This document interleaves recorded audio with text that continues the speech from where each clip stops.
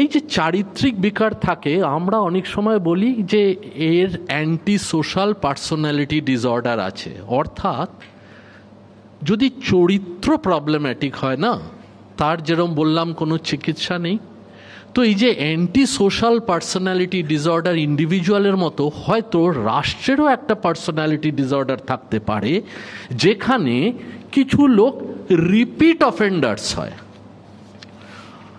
আপনারা জেনে থাকবেন যে আজকে যদি কেউ চুরি করে ধরা পড়ে, পৃথিবীর প্রত্যেকটা দেশের ক্রিমিনাল জাস্টিস সিস্টেমে প্রথমবার তাকে হয়তো 1 মাসের সাজা দেওয়া হলো, দ্বিতীয়বার ধরা পড়লে সাজার মাসটা বাড়ল, তৃতীয়বার আরেকটু বাড়ল, চতুর্থবার হয়তো যাবজ্জীবন দেওয়া হলো। এবং তারপরে সেই যে রিপিট অফেন্ডার থাকে, সে কিন্তু ছোটোখাটো অফেন্সে আর ধারধারি করে না, ডিরেক্টলি চলে যায় মার্ডার কিংবা রেপে, তারপরে হয় তার ফাঁসি। সুতরাং এই যে গ্র্যাজুয়েশনটা হয়, আপনারা দেখবেন যে পাকিস্তান রাষ্ট্রের কাছেও কিন্তু এই গ্র্যাজুয়েশনটা মোটামুটি একটা কমপ্লিশনের দিকে যাচ্ছে।